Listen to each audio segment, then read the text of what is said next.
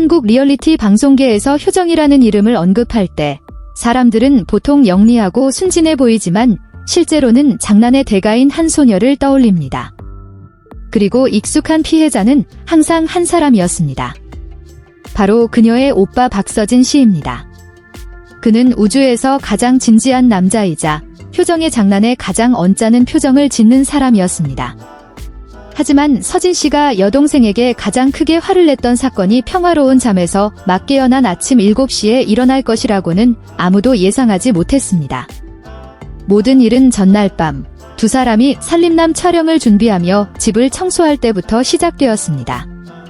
효정은 여느 때처럼 순종적인 척하며 열심히 일하고 불평 없이 설거지를 했으며 심지어 서진 씨의 야식으로 과일까지 깎아주었습니다. 이 때문에 서진 씨는 약간 의심했습니다. 그의 개인적인 통계에 따르면 효정은 무언가 아주 큰일을 숨기고 있을 때만 비정상적으로 부지런해지기 때문이었습니다. 하지만 촬영으로 너무 피곤했던 서진 씨는 경고 신호를 무시하고 평소보다 일찍 잠자리에 들었습니다. 그는 불을 끄고 이불을 단정히 덮으며 생각했습니다. 오랫동안 동생이 장난을 안 쳤으니 이제 어른이 되었나 보다. 하지만 그는 너무 안일했습니다.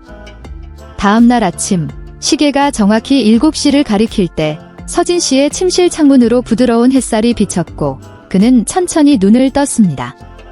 그리고 악몽이 시작되었습니다. 익숙한 하얀 천장 대신 그는 무언가 움직이는 것을 보았습니다.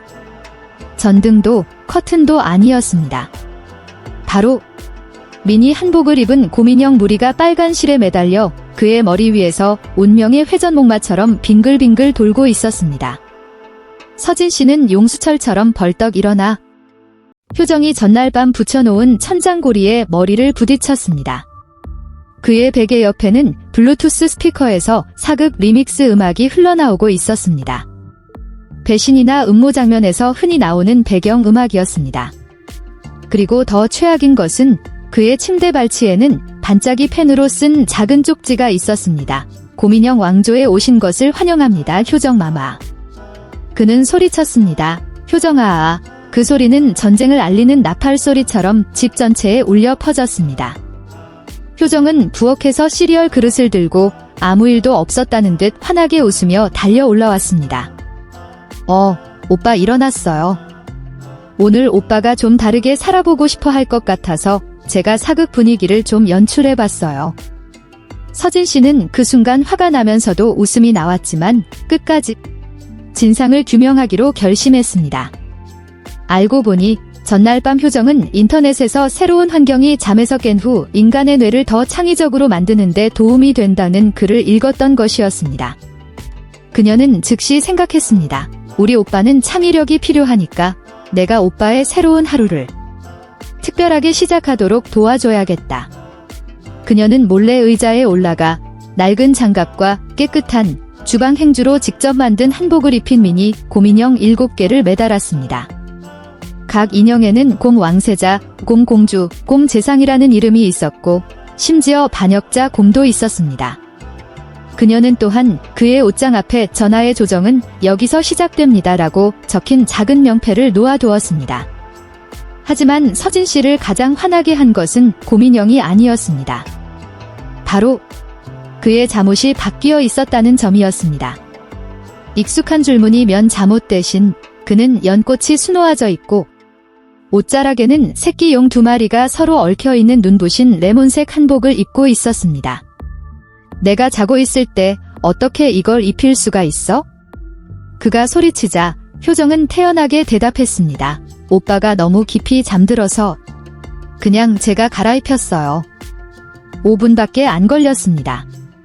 서진 씨는 그때 정말 패닉에 빠졌습니다. 나한테 사생활이라는 게 조금이라도 남아있긴 한 거니? 효정은 잠시 생각하더니 대답했습니다. 화장실은 남아있어요. 거기에는 아직 아무 장난도 안 쳤으니 안심하세요.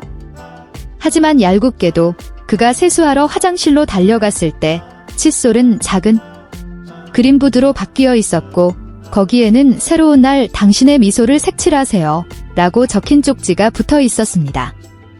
혼란은 약 15분간 계속되었고 마침내 황금용 한복을 입은 서진 씨는 식탁 옆에 멍하니 앉아 있었습니다.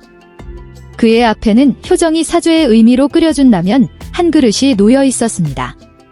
하지만 냄비 뚜껑을 열자마자 안에는 소시지로 입을, 김으로 눈을, 그리고 반으로 자른 삶은 달걀로 귀를 만든 웃는 얼굴 모양의 라면이 있었습니다.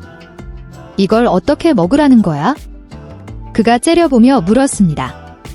기쁨과 용서하는 마음으로 드시면 됩니다. 효정이 선사처럼 말했습니다. 화가 났지만 서진 씨는 결국 모든 것이 너무 터무니없어서 웃음을 터뜨렸습니다. 그는 말했습니다.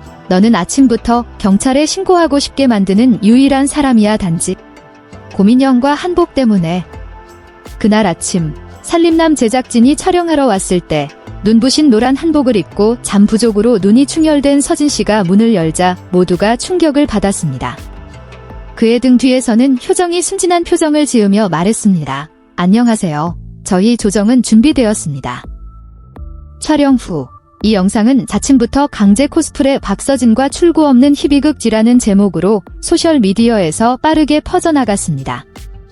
많은 시청자들이 디남매는 한국에서 가장 웃긴다. 내 인생이 지루하지 않게 효정 같은 동생을 주세요. 다시는 내 여동생에게 잠과 창의력에 관한 글을 읽게 하지 않겠습니다. 과 같은 댓글을 남겼습니다. 하지만 아무도 말로 표현하지 않은 한 가지가 있었습니다.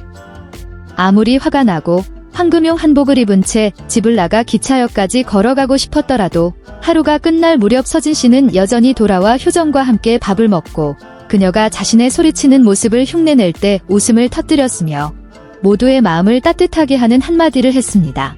내가 아무리 제정신이 아니더라도 나는 너를 그 누구와도 바꾸지 않을 것이다. 그리고 그것이 바로 머리 위에서 흔들리는 궁중 고민형 무리와 함께한 어느 아침에 담긴 가족의 정이었습니다.